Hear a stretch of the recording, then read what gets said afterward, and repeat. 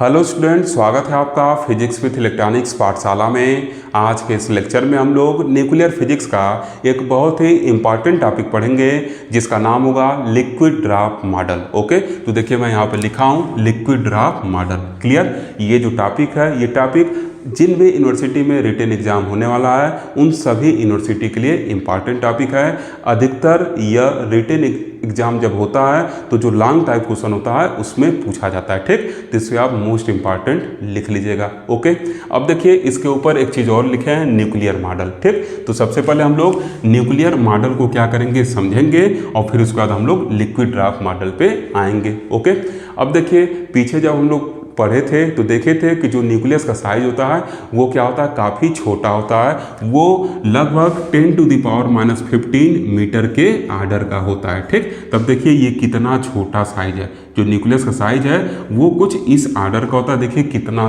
छोटा साइज है। ठीक, तो इतने छोटे साइज के किसी चीज़ को नेक्ड आई से देखना या माइक्रोस्कोप से देखना पॉसिबल नहीं है। तो अब समस्या आई कि कैसे इस न्यूक्लियस के बारे में स्टडी किया जाए, मतलब कैसे इसके स्ट्रक्चर को, इसके साइज को, इससे एसोसिएटेड क्या फिनोमेना है, इसका क्या प्रॉपर्टी है, इन सब चीज़ों को कैसे पता लगाया जाए। ठीक, तो साइंटिस्टों ने क्या किया, साइंटिस्टों ने इसी न्यूक्लियस से मिलते जुलते किसी दूसरे चीज़ को सेलेक्ट किया और उसके बिहाफ पे क्या किया, उसको समझा। ठीक, तो अब देखिए न्यूक्लियस से मिलते जुलते किसी दूसरी चीज़ को सेलेक्ट करेंगे, इसका मतलब क्या होगा, कुछ वैसा ही प्रॉपर्टी रखेगा लेकिन एग्जैक्ट तो वो होगा नहीं। इस वजह से जो दूसरा चीज़ हम लोग कंसीडर करेंगे इसको क्या करेंगे, मॉडल नाम देंगे। ठीक, तो ये क्या होगा, हम लोग न्यूक्लियस जो था ये इतना छोटा होने की वजह से इसके बारे में स्टडी करना पॉसिबल था नहीं। इस वजह से साइंटिस्टों ने क्या किया, इसी से मिलते जुलते मतलब इसी के जैसा कुछ प्रॉपर्टी वगैरह रखने वाले किसी दूसरे चीज़ को क्या किया, इस्तेमाल किया इसके न्यूक्लियस से एसोसिएटेड फिनोमेना, न्यूक्लियस से की क्या प्रॉपर्टी है, इन सब चीज़ों के बारे में जानकारी लेने के लिए। ठीक, तो जो चीज़ इन्होंने लिया, इस न्यूक्लियस जगह जो चीज़ लिया तो हूबहू क्या है, ये वो चीज़ है नहीं। ठीक, बस उससे मिलते जुलते प्रॉपर्टी वाला है चीज़ है। ठीक, तो एग्जैक्ट तो न्यूक्लियस है नहीं, तो इस वजह से जो चीज़ इसको सेलेक्ट किया उसको मॉडल नाम दिया जाएगा। एग्जैक्ट वही रहेगा तो मॉडल वर्ड का यूज़ करना वहाँ कोई बनता है नहीं है। ठीक, तो इस वजह से जो चीज़ सेलेक्ट किया गया स्टडी करने के लिए तो उसको मॉडल नाम दे दिया गया। ठीक, तब देखिए क्या लिखा गया है, न्यूक्लियर मॉडल। मतलब क्या है, जो हम लोग पढ़ने चल रहे हैं वो क्या है, न्यूक्लियर का मॉडल है। एग्जैक्ट न्यूक्लियर नहीं है, न्यूक्लियर का ही कुछ प्रॉपर्टी रखने वाला कोई एक दूसरा चीज़ है। इस वजह से हम लोग उसको न्यूक्लियर मॉडल कर रहे हैं। इसी के बिहाफ पे हम लोग क्या करेंगे, न्यूक्लियर या न्यूक्लियस के बारे में क्या करेंगे, स्टडी करेंगे। इतना चीज़ दिमाग में सेट करिएगा क्यों वर्ड मॉडल आया। Okay, clear? अब देखिए लिखा क्या गया है, लिखा गया कि a model which describe the nucleus structure and associated phenomena through simple method are called nuclear model। ठीक, तब देखिए लिखा गया कि एक मॉडल जो क्या करे, डिस्क्राइब करे न्यूक्लियस के स्ट्रक्चर को, साथ ही साथ उससे एसोसिएटेड जो फिनोमेना है, एक सिंपल मेथड से, एक सिंपल तरीके से, एक सिंपल वे से, उसी को हम लोग क्या कहते हैं, न्यूक्लियर मॉडल कहते हैं। ठीक, इससे एसोसिएटेड फिनोमेना मतलब क्या, कैसे फिजन हो रहा है, कैसे फ्यूजन हो रहा है, क्या डीके वगैरह है, इन सब चीज़ों के बारे में जानकारी देना। ठीक, तो वही क्या है, उससे एसोसिएटेड फिनोमेना लिखा गया है। तो बात समझ में आया, मॉडल वर्ड क्यों दिए, क्योंकि ये तो प्रॉपर्टी सब कुछ इसी न्यूक्लियस का ही रख रहा है लेकिन एग्जैक्ट न्यूक्लियस नहीं है। इस वजह से इसके आगे मॉडल वर्ड जोड़ना पड़ेगा। इतना चीज क्लियर? अब देखिए आज तक जितने भी मॉडल हैं, हर एक मॉडल न्यूक्लियस से एसोसिएटेड हर एक ऑब्जर्वेशनल प्रॉपर्टी को अच्छे तरीके से एक्सप्लेन नहीं कर पाया है। ठीक, तो देखिए लिखा गया है कि there are several model of nucleus. लिखा गया कि न्यूक्लियस का अनेकों मॉडल हैं but none of them are capable of explaining all the observational property of nucleus. लेकिन उसमें से कोई भी ऐसा एक मॉडल नहीं है कि जो न्यूक्लियस से रिलेटेड जो प्रॉपर्टी है उसको अच्छे से क्या करें, एक्सप्लेन कर सकें। ठीक, फिर भी देखिए लिखा गया कि the basic feature of some important nuclear model are given below. लिखा गया कि कुछ इंपॉर्टेंट न्यूक्लियर मॉडल नीचे दिए गए हैं जिसके कुछ बेसिक फीचर वगैरह हम लोग को क्या करना है, पढ़ना है। ठीक, तो लाइन लिखा गया है कि कुछ इंपॉर्टेंट न्यूक्लियर मॉडल के जो बेसिक फीचर हैं वो हम लोग को नीचे पढ़ना है, जिसमें सबसे पहला मॉडल जो है हम लोग का वो क्या है, लिक्विड ड्राफ्ट मॉडल है। क्लियर? इसको हम लोग पढ़ेंगे और फिर इसके बाद जो हम लोग का मॉडल आएगा वो क्या होगा, सेल मॉडल होगा। क्लियर? कौन सा मॉडल, सेल मॉडल। उसके बाद फिर फर्मी मॉडल आता है, तो वो सब हम लोग को नहीं पढ़ना है। हम लोग सिलेबस में बस 2 ही मॉडल है, इस वजह से बस हम लोग 2 ही मॉडल को पढ़ेंगे। ओके, तो पहले आज के लेक्चर में हम लोग लिक्विड ड्राफ्ट मॉडल को पढ़ेंगे और फिर आगे इसके आने आने वाले लेक्चर में हम लोग सेमी इंपिरिकल मास फार्मूला को पढ़ेंगे और तब उसके बाद हम लोग सेल मॉडल को पढ़ेंगे। ओके, कई सारे यूनिवर्सिटी में एग्जाम जल्द ही होने वाला है, इस वजह से मेरा टॉपिक है, इस वजह से मेरा कोशिश है कि जो इंपॉर्टेंट टॉपिक है उसको जल्दी जल्दी से पढ़ा के आपको पास होने भर के चीज़ों को दे दिया जाए। ओके, अब देखिए लिक्विड ड्राफ्ट मॉडल मतलब क्या है, ये लिक्विड का क्या है, ड्राफ्ट है। क्लियर, इसमें क्या करेंगे, लिक्विड का हम लोग ड्राफ्ट लेंगे, इस वजह से इसको हम लोग क्या कहें, लिक्विड ड्राफ्ट मॉडल का मतलब क्या करेंगे, हम लोग जल के बूंद को लेंगे और उसी के बिहाफ पे क्या करेंगे, स्टडी करेंगे। ठीक, क्लियर। जब साइंटिस्टों ने जल के बूंद को लिया तो उन्होंने देखा कि ये न्यूक्लियर के अधिकतर प्रॉपर्टी को क्या कर रहा था, रख रहा था। इसी वजह से इसी जल के बूंद को लेकर उन्होंने पूरा क्या कर लिया, स्टडी वगैरह कर लिया। अभी आगे हम लोग देखेंगे कि कौन कौन सी प्रॉपर्टी जो जल के बूंद की है और जो न्यूक्लियस की है वो आपस में मिलती है। ठीक भाई, किसी चीज़ के बारे में स्टडी करना है तो उससे मिलते जुलते चीज़ कोई अगर हम लेंगे तभी ना अच्छे से स्टडी कर पाएंगे। किसी चीज़ का मान लीजिए आपको कुछ मॉडल बनाने के लिए दिया गया कॉलेज में, आप उससे मिलता जुलता मॉडल ही नहीं बनाए तो फिर कैसे उसके बारे में जानकारी लगाया जाएगा। तो मॉडल मीन्स क्या, उसी से मिलते जुलते किसी चीज़ को लेना, ठीक, ताकि उसको देखते ही लग जाए कि हाँ ये कुछ इसी चीज़ का क्या है, मॉडल है। तो ऐसे यहाँ पे क्या किया गया, लिक्विड का एक ड्राफ्ट लिया गया, लिक्विड का ड्राफ्ट लिया गया जो क्या रखता था, न्यूक्लियस से मिलता जुलता प्रॉपर्टी रखता था। कैसे न्यूक्लियस से मिलता जुलता प्रॉपर्टी रखता था, अभी आगे जब जगह बनाएंगे तो लिख के आपको बताएंगे। और इसी के बिहाफ पे क्या किया गया, स्टडी किया गया, न्यूक्लियस के स्टेबिलिटी वगैरह के बारे में बताया गया। एक important formula semi empirical mass formula वगैरह दिया गया। ठीक, ये सब क्या होता है, धीरे धीरे सब कुछ हम लोग सीखेंगे। ओके, तो अब देखिए यहाँ पे क्या लिखा गया, लिखा गया कि the microscopic properties of nucleus, for example the constant density of nucleus. अभी देखिए पीछे हम लोग पढ़े थे कि न्यूक्लियस का डेंसिटी क्या होता है, कांस्टेंट होता है। And the constant binding energy पर न्यूक्लियंस आर वेरी सिमिलर। अब देखिए बाइंडिंग एनर्जी क्या, बाइंडिंग एनर्जी मतलब जो न्यूक्लियस है उसको क्या करना, इसमें से न्यूक्लियंस को आपस में अलग करने के लिए, एक दूसरे से अलग करने के लिए या एक दूसरे से ज्वाइन करने की जो एनर्जी वगैरह दिया जाएगा वही क्या होगा, बाइंडिंग एनर्जी होगा। ठीक, क्लियर, तो ये चीज़ आप जान ही रहे हैं। तो देखिए कांस्टेंट डेंसिटी ऑफ न्यूक्लियस और constant binding energy per nucleon. ठीक, ये क्या होता है, पर न्यूक्लियन वर्ड क्या है, मतलब अगर ये मान लीजिए टोटल ए न्यूक्लियन है न्यूक्लियस में और बाइंडिंग एनर्जी क्या है, बी से लिख रहे हैं तो बी बाई ए, इसी को हम लोग क्या कहेंगे, बाइंडिंग एनर्जी पर न्यूक्लियन कहेंगे। ओके, तो वही चीज़ लिखा गया है। आगे जब हम लोग सेमी इंपिरिकल मास फार्मूला पढ़ेंगे तो उसमें इस चीज़ को देखेंगे। ठीक, तो जो कांस्टेंट डेंसिटी था न्यूक्लियस का और जो कांस्टेंट बाइंडिंग एनर्जी था पर न्यूक्लियन, वो क्या था, very similar to those found in a liquid draft. वो क्या था, कुछ एकदम लिक्विड ड्राफ्ट के सिमिलर ही था, मतलब जैसा लिक्विड ड्राफ्ट में होता वैसे क्या था, इस न्यूक्लियस में भी था। ठीक भाई, किसी चीज़ के बारे में स्टडी करने चलना है तो उससे कोई चीज़ अगर ले रहे हैं उसके मॉडल के रूप में तो उसमें कुछ उस चीज़ की प्रॉपर्टी होनी चाहिए तभी तो स्टडी कर पाएंगे। तो ये देखा गया कि जो ये कांस्टेंट डेंसिटी था न्यूक्लियस का और साथ ही साथ जो बाइंडिंग एनर्जी था किसका, इस न्यूक्लियस का पर न्यूक्लियन, वो क्या था, सिमिलर था किसके, लिक्विड ड्राफ्ट में जो होता उसके क्या था, सिमिलर था। ओके, फिर देखिए क्या लिखा गया है, लिखा गया कि the liquid draft model was first proposed by Niels Bohrs in 1937। जो लिक्विड ड्राफ्ट मॉडल था वो सबसे पहले नील्स बोहर द्वारा 1937 में क्या किया गया, प्रपोज किया गया, दिया गया। And was later applied by CF von Weizsacker and HK Bethe to develop semi empirical formula for binding energy.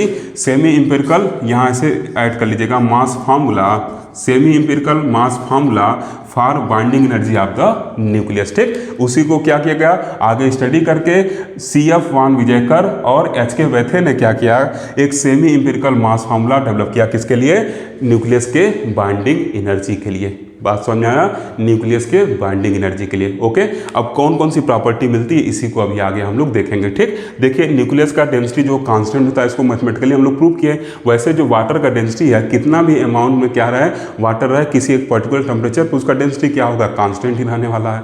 ठीक, क्लियर, तो ये सब चीज़ आप जानते हैं। अब जब आगे हम लोग बाइंडिंग एनर्जी के बारे में पढ़ेंगे तो ये चीज़ आप देखिएगा, वहाँ से इसको भी आप रिलेट कर लेंगे। ओके, अब देखिए पीछे जब हम लोग पढ़े थे तो क्या देखे थे कि रदरफोर्ड का जो अल्फा स्कैटरिंग मॉडल था वो बताया था कि जो न्यूक्लियस होगा वो क्या होगा, काफ़ी स्मॉल साइज का होगा। और स्मॉल साइज का बनाने के लिए हम लोग क्या कहे थे कि अगर किसी सर्टेन वॉल्यूम भी के लिए कोई शेप हम कंसिडर करें तो जो स्फेरिकल शेप होगा वो क्या होगा, सबसे स्मॉल सरफेस एरिया रखेगा।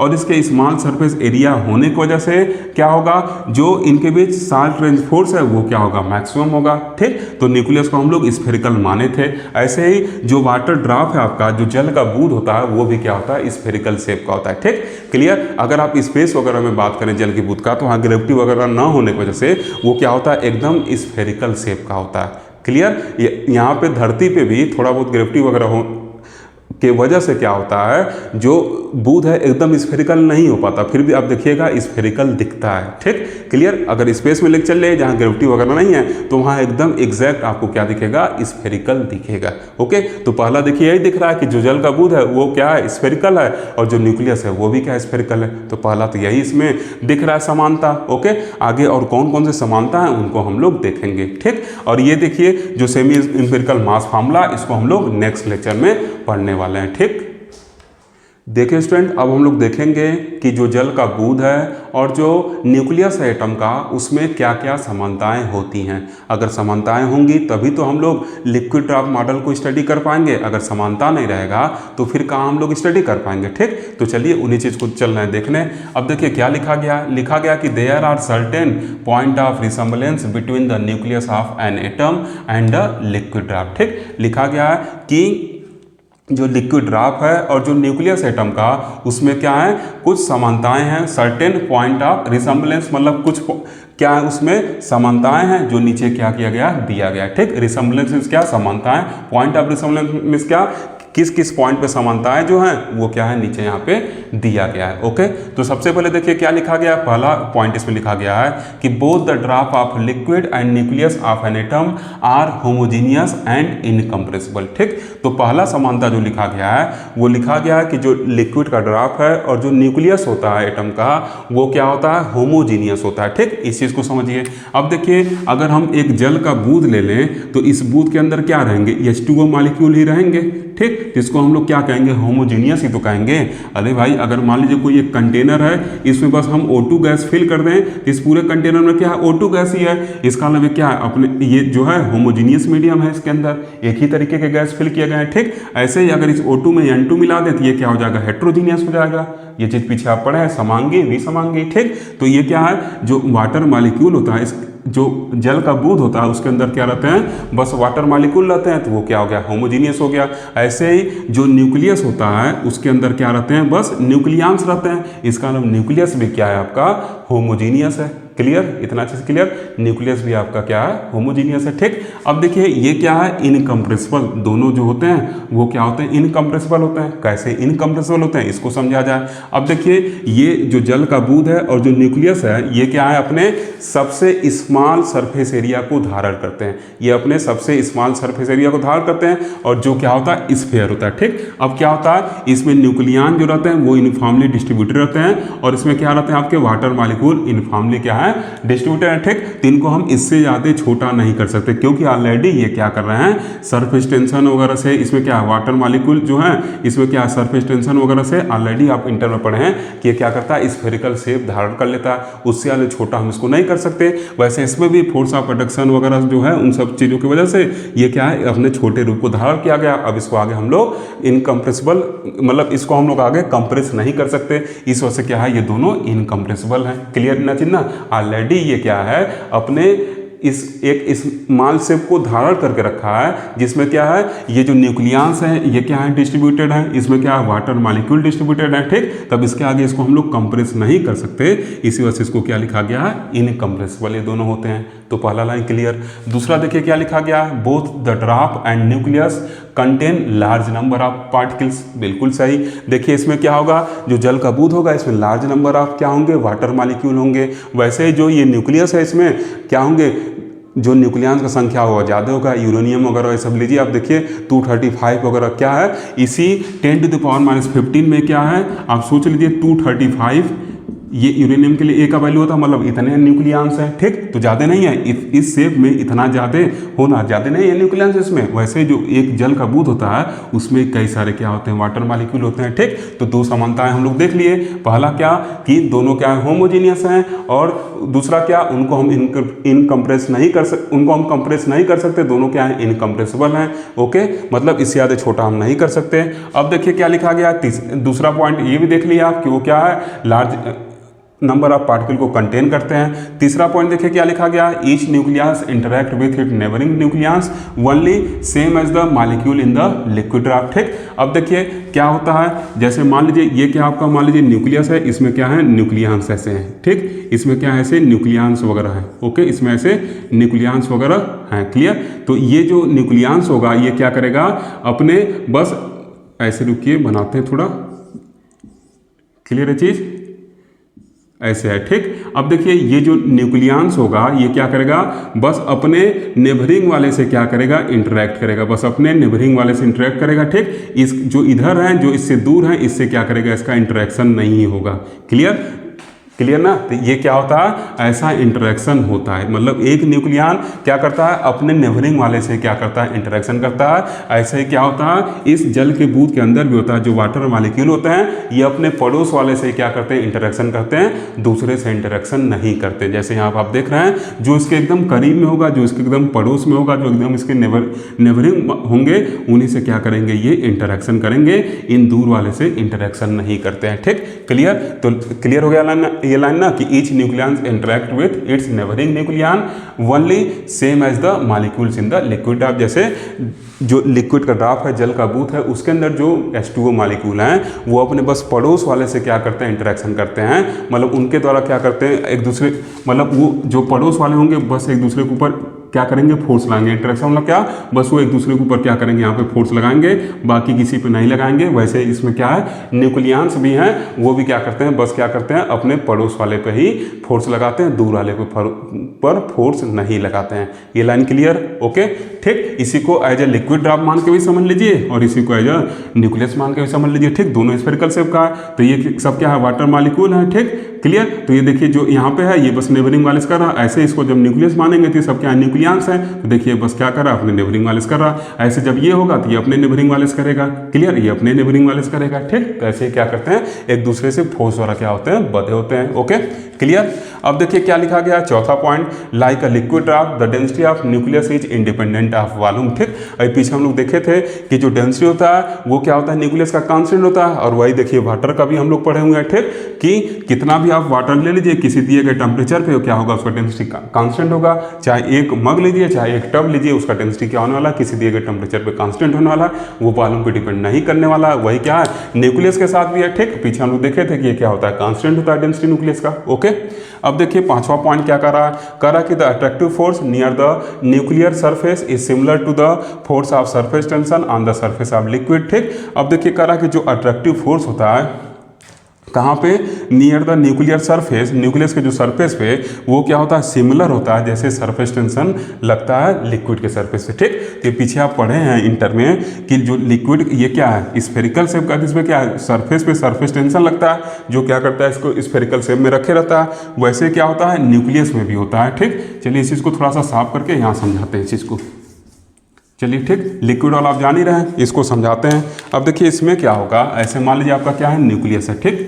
ऐसे क्या है, न्यूक्लियस है, इसमें क्या है, न्यूक्लियंस है। न्यूक्लियंस मतलब क्या, इसमें आपके प्रोटॉन और न्यूट्रॉन क्या है, भरे हुए हैं। इसमें प्रोटॉन और न्यूट्रॉन क्या है, आपके ऐसे यूनिफॉर्मली जो होते हैं वो क्या होते हैं, डिस्ट्रीब्यूटेड होते हैं। यूनिफॉर्मली क्या होते हैं, डिस्ट्रीब्यूटेड होते हैं, ठीक। अब देखिए जो यहाँ पर न्यूक्लियंस होगा ये अपने नेबरिंग वाले से क्या करेगा, इंटरेक्शन करेगा, मतलब ये एक दूसरे के ऊपर क्या करेंगे, फोर्स लगाएंगे, ठीक। ऐसे जो यहाँ पर होगा ये क्या करेगा, अपने नेबरिंग वाले से क्या करेगा, इंटरेक्ट करेगा। वैसे जो ये सरफेस होगा तो ये क्या करेगा, इसके द्वारा क्या किया जाएगा, खींचा जाएगा, अट्रैक्ट किया जाएगा, ठीक, ताकि इसका स्फेरिकल शेप बना रहे। अगर सोचिए ये वाला इसको और ये वाला इसको अगर अट्रैक्ट नहीं करेगा तो ये कहेगा हमको बाहर जाना, तो बाहर जब जाने लगेगा तो इसका तो शेप ही बिगड़ जाएगा ना। अगर ये लगे बाहर जाने तो स्फेरिकल शेप कहाँ रहेगा, मेंटेन नहीं हो पाएगा।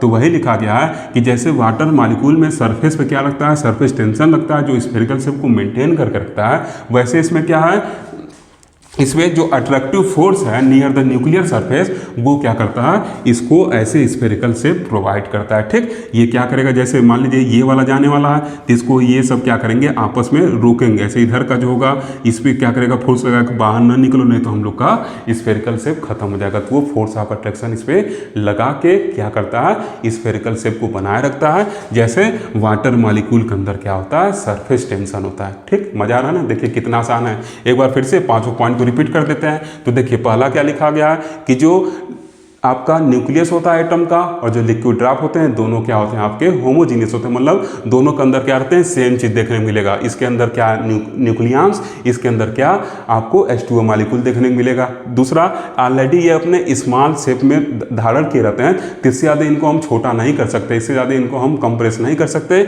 इस वजह से ये क्या होते हैं, इनकम्प्रेसिबल होते हैं। ओके, अब देखिए दूसरा क्या लिखा गया है, ये दोनों क्या करते हैं, लार्ज अमाउंट ऑफ पार्टिकल को कंटेन करते हैं। अब ये सी बात है, इसमें भी क्या होंगे, लार्ज अमाउंट ऑफ न्यूक्लियंस होंगे, इसमें भी क्या होंगे, large amount of H2O molecule होंगे। ओके, फिर देखिए क्या लिखा गया कि each nucleons interact with neighbouring, जैसे लिखा गया कि जो न्यूक्लियंस होगा वो क्या करेगा, अपने नेबरिंग वाले से बस इंटरैक्ट करेगा। जैसे लिक्विड ड्रॉप के अंदर क्या है, जो H2O मॉलिक्यूल है वो बस अपने नेबरिंग वाले से क्या करते हैं, इंटरैक्ट करते हैं। इतना चीज़ क्लियर। चौथा देखिए, चौथा लिखा गया कि जैसे लिक्विड ड्रॉप का जो डेंसिटी है वो क्या करता है, वॉल्यूम पे डिपेंड नहीं करता है, वैसे जो न्यूक्लियस का डेंसिटी है वो भी क्या करता है, डिपेंड नहीं करता, मतलब दोनों क्या होते हैं, कांस्टेंट होते हैं। ठीक, जैसे किसी दिए गए टेम्परेचर पे कितना ही अमाउंट ऑफ वाटर लीजिए उसका डेंसिटी कांस्टेंट होगा, वैसे ही जो न्यूक्लियस की डेंसिटी है वो भी क्या करती है, कांस्टेंट होती है, वॉल्यूम पर डिपेंड नहीं करती। ओके, और फिर पांचवा लिखा गया कि जैसे इसमें क्या है, आपके जो ड्रॉप है इसमें क्या है, इसकी सरफेस पे सरफेस टेंशन लग रहा है। ठीक, वैसे क्या होता है, इसमें फोर्स ऑफ अट्रैक्शन लगता है, किस पे, इसके सरफेस पे। ठीक, तो ऐसे आपके क्या है, ये 5 पॉइंट कवर हो गए, 2 पॉइंट और बचा है, इसको आगे हम लोग कवर करेंगे। ओके, ये सरफेस टेंशन गोल किया हुआ है, यहाँ जो इसके ऊपर सरफेस पे जो अट्रैक्शन फोर्स लग रहा है वो क्या कर रहा है, इसको गोल मेंटेन किया हुआ है। ओके, देखिए स्टूडेंट, अब हम लोग छठवां पॉइंट देखेंगे, जो क्या है, लिखा हुआ है कि heat energy given to a liquid for a vaporization is proportional to the number of molecule present in liquid. Similarly, the binding energy of nucleus depends on the number of nucleons. ठीक, तो देखिए जैसे मान लीजिए ये कोई container है, ठीक, इसमें कितना पानी हम लोग रखे हैं वो डिपेंड करेगा कि कितना हमको इस पर हीट एनर्जी देना पड़ेगा, इसके वेपराइजेशन के मतलब यहाँ से क्या हो, मॉलिक्यूल बाहर निकले। ठीक, तो ये तो आपको पता है, जितना लार्ज अमाउंट में क्या होगा, वाटर होगा, उतना ही ज़्यादा हम लोग को क्या करना पड़ेगा, हीट देना पड़ेगा। ये चीज़ आपको पता है, तभी क्या होगा, यहाँ से वेपर बन के क्या होंगे, जो मॉलिक्यूल होंगे वो क्या होंगे, बाहर निकलेंगे। क्लियर। तो वैसे ही जो न्यूक्लियस होता है उसका जो बाइंडिंग एनर्जी होता है, बाइंडिंग एनर्जी में क्या कि जैसे मान लीजिए ये क्या है, न्यूक्लियंस है। ठीक, इनको न्यूक्लियंस है तो इनको ये क्या है, एक दूसरे से क्या है, बंधे हुए हैं। ठीक, तो इस बांड को तोड़ने के लिए या दो न्यूक्लियस है उनको आपस में जोड़ने के लिए कितने एनर्जी की जरूरत है, वही क्या है, बाइंडिंग एनर्जी है। क्लियर, बात समझ में आ रहा है। इनको तोड़ने के लिए या इनको जोड़ने के लिए जो अमाउंट ऑफ एनर्जी है वही क्या है, बाइंडिंग एनर्जी है। ठीक, तो अब ये डिपेंड करेगा बाइंडिंग एनर्जी की कितने नंबर ऑफ न्यूक्लियंस को क्या करना है, जोड़ना है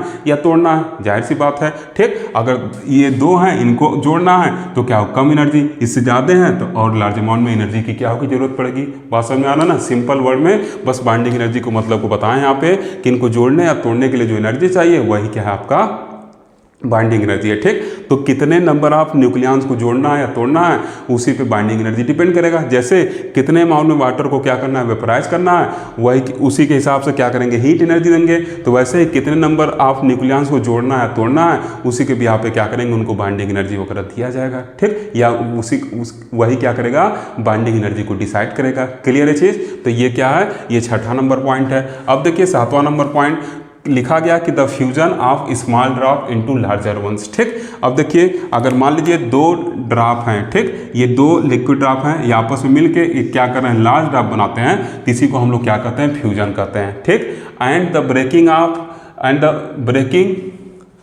यहाँ रहेगा अप। ठीक, एंड ब्रेकिंग अप जिसको हम लोग क्या कहते हैं, fusion of larger drop into smaller once. ठीक, अब देखिए लार्जर ड्रॉप से टूट के अगर दो ड्रॉप मान लीजिए स्मॉल बन रहे हैं। ठीक, इस चीज़ समझिए, अभी फिर अच्छे से एक्सप्लेन करते हैं, जो लाइन लिखा गया पहले उसको समझते हैं। ठीक, तो पहला क्या लिखा गया कि the fusion of small drops into larger ones, and फिर क्या लिखा गया, ब्रेकिंग अप जिसको क्या कहते हैं, फ्यूजन कहते हैं, of larger drop into smaller ones is analogous to fusion and fission of nucleus respectively. ठीक, जैसे आप देखेंगे दो ड्राफ्ट लीजिए, ठीक, और उसमें से क्या करिए ऐसे निकालिए, उसमें से एक एक ड्राफ्ट में से क्या करिए, जो लिक्विड ड्राफ्ट है जहाँ छेद रहता है वहाँ से ऐसे निकालिए और दोनों को क्या करिए आपस में लेकर टच करिए, तो देखिए दोनों जो वाटर के ड्राफ्ट हैं वो मिलकर एक बड़ा ड्राफ्ट बना देंगे। तो इसी फिनोमेना को हम लोग क्या कहते हैं, फ्यूजन कहते हैं। ठीक, दो छोटे छोटे ड्राफ्ट जब मिलकर एक लार्ज ड्राफ्ट बनाते हैं जिसको क्या कहते हैं, फ्यूजन कहते हैं। ठीक, क्लियर। अभी इस मार्कर में मान लीजिए ज़्यादा अमाउंट में क्या करें, इंक इसमें भर लें, ठीक,